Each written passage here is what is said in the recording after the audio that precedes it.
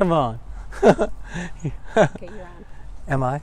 Hey, how are y'all tonight? We're kind of setting up for our 6 o'clock Lenten devotion, the last one. I'm kind of waiting for folks to catch on at 6 o'clock and come live. Here we are at Rocky River Presbyterian Church. I'm Neil. I'm the pastor, and we're at one of the cemeteries we have here, and it's kind of historic. And it's a beautiful, beautiful place in this part of the area. People come back and walk in this area. And as a matter of fact, 2 people are walking this way right now.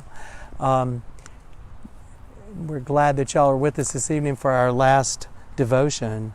Y'all look fine. Come around this way. You can just lean in and say hey to everybody. Okay. So these are some of the youth here practicing social distance, of course. There you go. Y'all just come and say hey. We'll turn over that way. Turn that way, and then we'll start.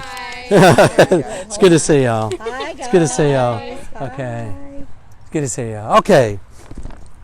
We're having our Lenten devotion tonight. The 7 last words of Jesus as he's on the cross.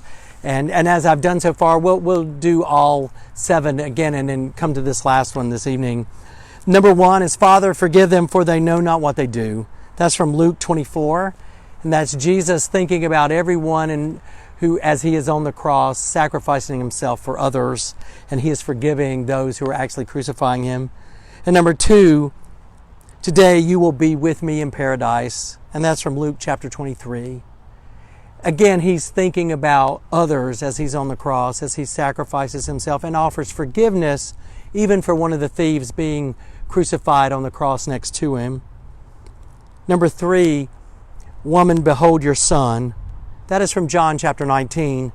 And that's Jesus again thinking of others, taking care of his mother and handing her over in a way to his disciple John, as the disciple will take care of his mother in the days ahead. Number 4, my God, why have you forsaken me? That's Matthew chapter 27. And this is probably one of the more difficult aspects of Jesus on the cross. That's where the sins of the world weigh in upon him, and Jesus is experiencing separation, even in a spiritual way, from God and the Son, as the Son. Number 5, I thirst. That's from John chapter 19, and that shows Jesus suffers as a human being, as we say in our creeds that he was fully human and fully God. And number 6, it is finished. That's from John chapter 19 as well. And that's, the work is complete. And this action on the cross of Jesus giving himself away has future implications even to this day. The work is done, not just in that time, but even to us in the future. And number 7, Father, into your hands I commend my spirit. And that's from Luke 23. This is Jesus' final statement on the cross. All the work is now completed, and Jesus had previously, all the work that's done to this moment is done, and he is willing to give himself away. And upon this final statement, Jesus dies. These 7 statements of Jesus on the cross have this far-reaching significance for us and reminds us of Jesus' self-sacrifice so long ago, meaning something for us even today. Think about that as we head into Easter Sunday and Resurrection Hope.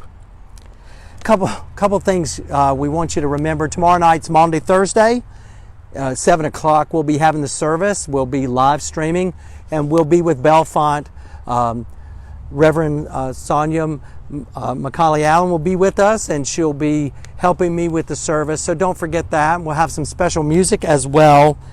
And have your communion elements ready at home for when we get to the 3rd reading. That will be the communion part where Jesus at the Last Supper is having communion.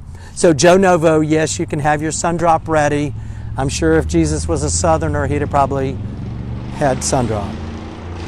But just remember, the most important thing is that communion's not special, it's essential, and that we're remembering God's grace that is active, live in our lives this day that sustains us.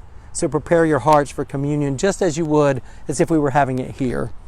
So keep that in mind. And I'll leave you with this words from Beneath the Cross of Jesus, a wonderful hymn I love. Beneath the cross of Jesus, I fain would take my stand, the shadow of a mighty rock within a weary land, a home within the wilderness, a rest upon the way, from the burning of the noonday heat and the burden of the day.